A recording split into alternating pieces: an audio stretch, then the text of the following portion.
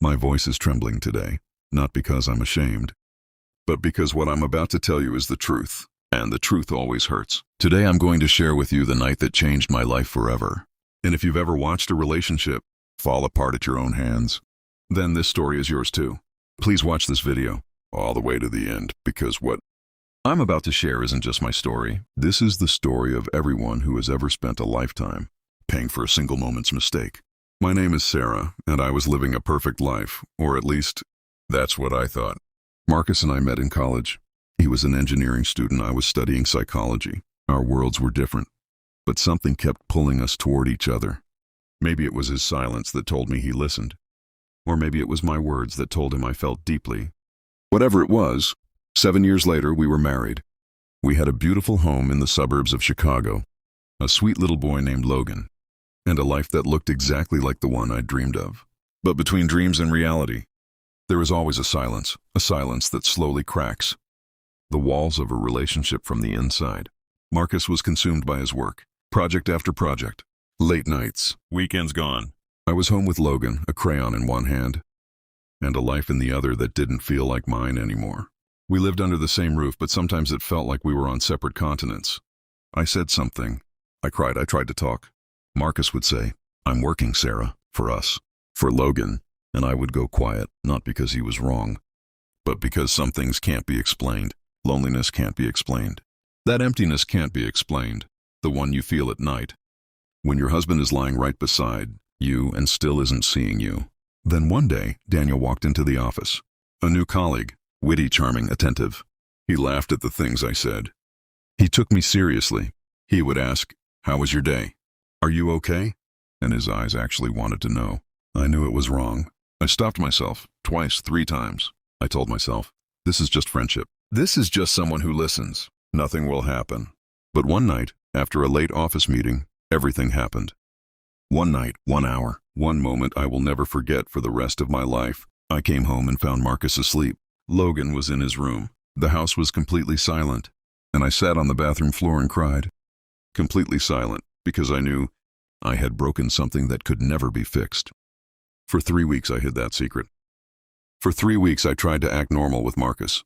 Had dinner with him, dropped Logan at school, lay in bed at night staring at the ceiling, and buried inside myself a fire that was consuming me from within. Then one day I couldn't hold it anymore. I told Marcus everything. I thought he would scream, throw something, slam the door and walk out. I thought whatever happened, it would be loud, dramatic, because the expression of that much pain only comes in the form of a storm.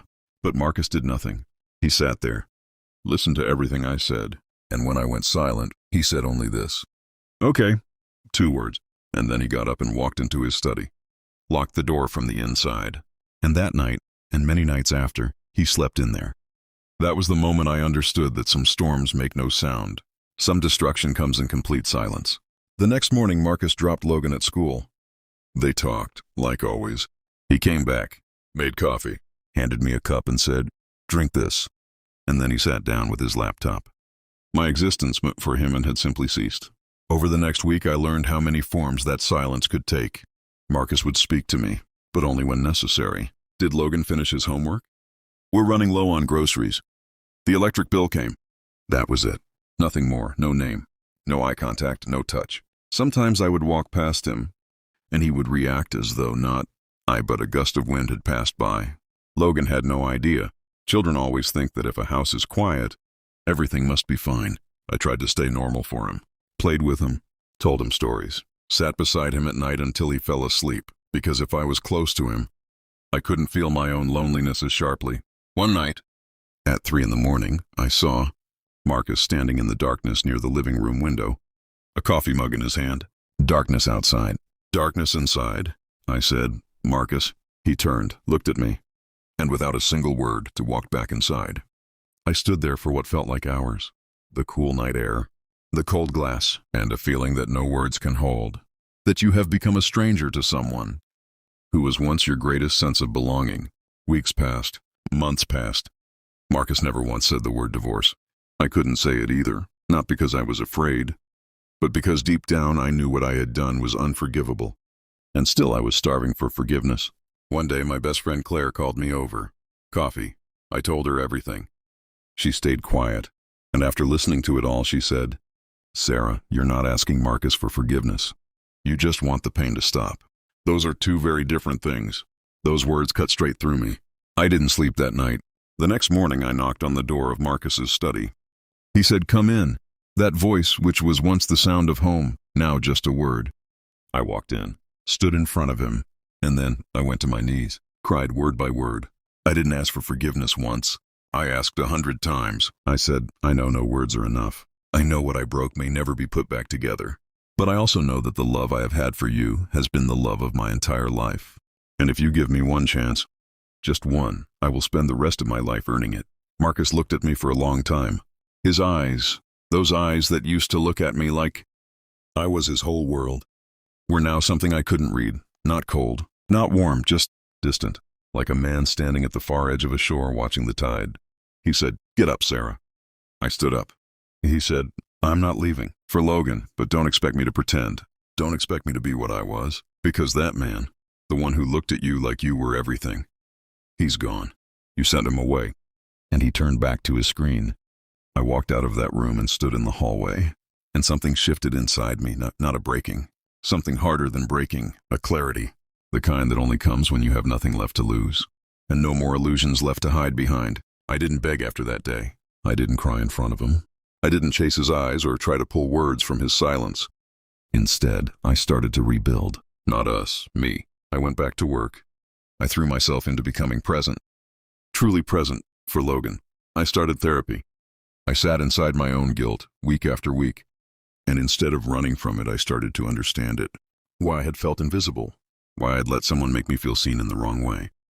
Why I had confused attention for love.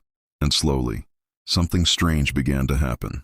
Marcus started watching me, not with warmth, not at first, but I would catch him, in the kitchen, at dinner, in the hallway, just watching. Like a man trying to figure out something he thought he already knew. One evening, Logan had a school play. Both of us were there, sitting side by side for the first time in months, with no tension filling the space between us like a wall. Because Logan was on that stage in a paper crown, completely serious, completely committed, and Marcus and I both laughed at the exact same moment.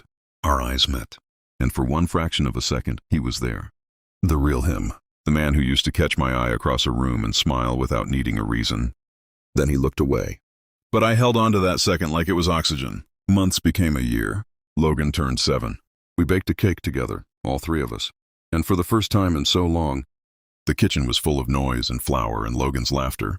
And it felt, for just an hour, like before. That night, after Logan was asleep, Marcus came and sat at the kitchen table where I was still cleaning up. He didn't say anything for a while.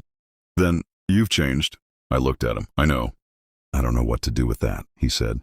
"Because I built everything on being angry at you. And now," he stopped. "And now?" I asked quietly. "And now I'm tired," he said. "I'm so tired of being angry. I'm tired of punishing you. I'm tired of punishing myself." The silence that followed was different from all the silences before. This one wasn't cold. This one breathed.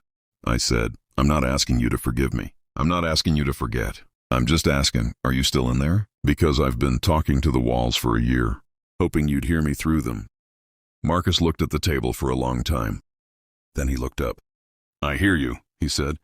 "I've always heard you. We didn't fix everything that night.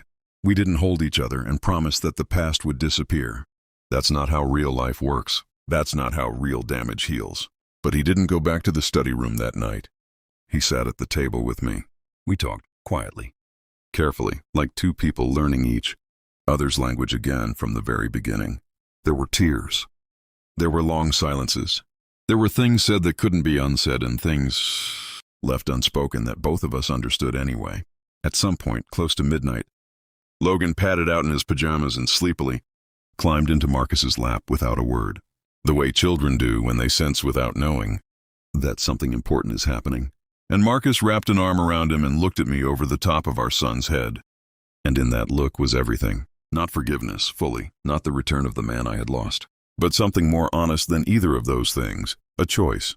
A conscious, painful, eyes-open choice to try. I destroyed my marriage with one night, but I spent a year rebuilding myself from the inside out.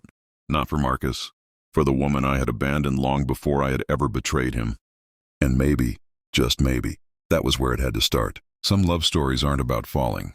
Some are about the long, hard, unglamorous climb back to the person you were supposed to be and finding, at the top, that someone waited. Not because you deserved it, but because love at its deepest is not about what you deserve. It is about what you choose, again and again, even when it costs you everything. If this story touched your heart, then please, like this video and subscribe to our channel.